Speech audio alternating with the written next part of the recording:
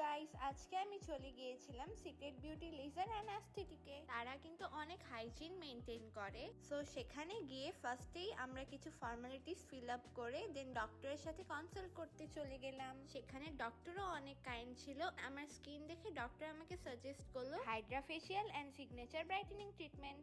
Secret beauty হলো ঢাকার most biggest and luxurious aesthetic clinic. এটি টার্কি অ্যান্ড বাংলাদেশের যৌথ কোলাবোরেশনে একটি ইন্টারন্যাশনাল ক্লিনিক, যেখানে আছে US FDA approve European device. এখন চলে আসি তাদের ট্রিটমেন্ট নেওয়ার টাইম আমার এত রিল্যাক্স ফিল হচ্ছিল।